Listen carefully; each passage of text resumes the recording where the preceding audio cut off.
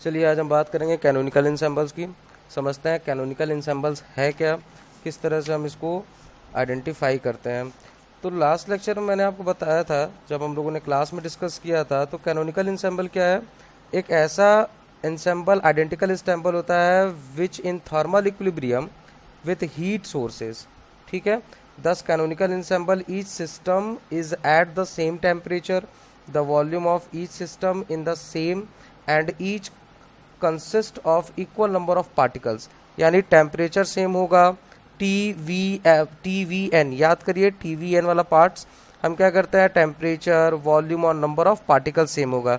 ठीक है, और separated from other system by a rigid and conducting wall as. ठीक है, तो देखिए यहाँ पे शो किया गया है कि we consider a small system A one characterized by E1, V1 and A1। तीन चीज दिया गया, एनर्जी, वॉल्यूम और नंबर ऑफ पार्टिकल्स। ठीक है, यहाँ टी की जगह ई दिया गया है। With a heat reservoir A2, दो रिजर्वायर की बात कर रहे हैं, एक A1 और एक A2 है।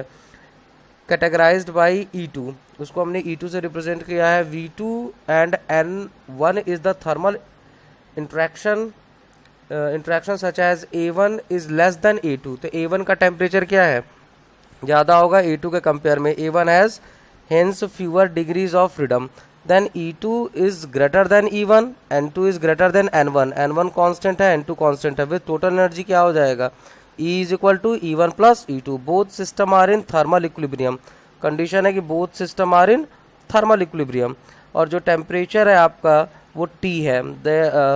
दे between alloy interchange of heat but not a particles, hence the system A1 may be any relative of a small microscope system such as for instance अब बॉटल ले लेंगे, वाटर बॉटल ले लेते हैं, takes कर लेते हैं, पूरी तरह से वो आइसोलेटेड होगा और हीट रिजर्वायर होगा। तो E1 is not fixed, only the total energy E is equal to E1 plus E2। तो यहाँ पे दिया गया the combination of the system. यहाँ से हम निकालते हैं हैमिल्टोनियन फंक्शंस को द कंबाइंड सिस्टम ए के लिए। तो H is equal to QP is equal to हो जाएगा H1 Q1 P1, क्योंकि हम बात कर रहे हैं पोजीशन और मोमेंटम दोनों की। H2 इज इक्वल टू क्या हो जाएगा, Q2 P2। ठीक है, तो यहाँ से Q की वैल्यू क्या है, Q1 Q2, और P की वैल्यू क्या है, P1 P2।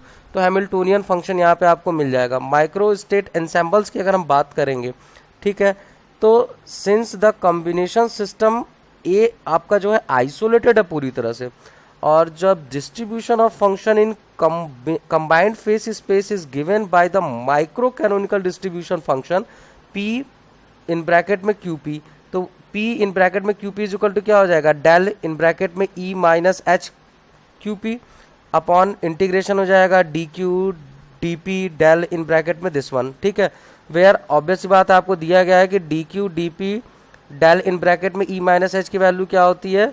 यहाँ पे इसको आप समझ सकते हैं समेशन, एक फंक्शन है, ठीक है, उसको दिया हुआ है कि डेंसिटी फंक्शन और फेस स्पेस है। ठीक, तो इसको हमने एक सिंबल से रिप्रेजेंट कर दिया, उसको हम बोलते हैं डेंसिटी फंक्शन। A2 की बात करेंगे डिस्ट्रीब्यूशन PQ सिमिलर में, तो यहाँ पे भी हम क्या निकालेंगे, जैसे अभी हमने उसकी बात की तो P1 Q1 को उसी तरह आइडेंटिफाई करेंगे, और यहाँ पे हम क्या कर देंगे, एक डिस्ट्रीब्यूशन फंक्शन जो यहाँ पे केवल E था, ये क्या हो जाएगा, E minus H1 upon probability function है आपका फेस डेंसिटी। क्लियर, कोई दिक्कत नहीं है। तो देखिए पहले में भी क्या था, फेस स्पेस था, दूसरे में फेस डेंसिटी का कॉन्सेप्ट है, केवल E माइनस एच की बात कर रहे हैं। कंडीशन क्या हो रही है कि डिस्ट्रीब्यूशन आपका क्या हो रहा है, चेंज हो रहा है। स्मॉल E1 एक्सपेंशन की बात करेंगे तो देखिए E1 is less than E2 है, तो इन दिस केस अप्रॉक्सीमेशन 9.2 यानी इसके जस्ट प्रीवियस का इक्वेशन ले लीजिए, by expanding the slowly varying logarithm. तो लॉगरिथम स्लोली वेयरिंग होगा, around E2 is equal to भी E होगा, तो लॉग जो आपका space density del to E2 is equal to क्या हो जाएगा, log space density del to E minus H is equal to logarithm की जो वैल्यू हो जाएगी वो हो जाएगी डेल लॉग, इसको आप समेशन को भी ले सकते हैं, 2 upon del E2 is equal to E H1 plus becomes. ठीक है, H1 is equal to E1 less than E2। Derivation of entropy अगर करेंगे तो इसी इक्वेशंस का यूज करेंगे। ठीक है, तो S इज हमने पढ़ा है कि S इज इक्वल टू क्या होता है, KB लॉग, यहाँ पे जो फेस डेंसिटी डेल अपॉन एक है गामा नॉट। ठीक है, तो जो डेल है देखिएगा, जो डेल है is width of the energy shell be defined as, तो 1/t इज इक्वल टू क्या होता है, del S upon del B. Can be taken with the respect of logarithm of the phase space density, तो उसको हमने represent कर दिया with the help of a symbol. इस सिंबल को देखिए, इस सिंबल को आप एक नॉर्मल सिंबल भी मान सकते हैं, ठीक है, समेशन भी यूज कर सकते हैं, कई जगह इसको ओम भी बोला जाता है ना, तो ओम के हिसाब से आप इसको याद रखेंगे। अब हम यूज करेंगे 9.5 इक्वेशन को for the larger system A2 we में रिटन एज 9.3s। अब 9.3 को कैसे लिख सकते हैं, देखिए यहाँ पे obviously omega E minus H1 दिया हुआ है, तो एक्सपोनेंशियल फंक्शन की अगर हम बात करेंगे तो ये क्या हो जाएगा, log omega 2e minus del log omega 2e2 upon del E2। Condition क्या है, E2 is equal to E H1 plus. अब यहाँ पे आप देख रहे हैं तो ये क्या हो जाएगा, डेल E2 ई exponential minus H1 upon K B T2। Condition क्या है, जो हीट रिजर्वायर की बात की जा रही है, A2 by whether the small amount of energy है, स्मॉल अमाउंट ऑफ एनर्जी है, लार्ज सिस्टम A2 है, gives the small system A1। Both system are thermally coupled, तो थर्मली कपल्ड होगा, इसका मतलब T1 और T2 दोनों का टेम्परेचर किसके इक्वल हो जाएगा, T के। तो जो फंक्शन आपका बचेगा यानी 9.2 प्रीवियस फंक्शन आप जब आप देखेंगे तो वहाँ पे जब वैल्यू सब्स्टिट्यूट करेंगे तो आपकी वैल्यू कितनी हो जाएगी, rho 1 in bracket Q1 P1 is equal to, यहाँ पे आप जो प्रोबेबिलिटी फंक्शन लेंगे और इसको कैलकुलेट कर लेंगे, और ये जो फैक्टर होगा यही आपका एक्सपोनेंशियल फैक्टर होगा। डिस्ट्रीब्यूशन फंक्शन ऑफ कैनोनिकल में उसी वैल्यू को सब्स्टिट्यूट कर देंगे 9.6 के हिसाब से अगर हम लेंगे तो ये is equal to this one जो आपको इक्वेशन दिया हुआ है, where beta is equal to 1 upon K B T.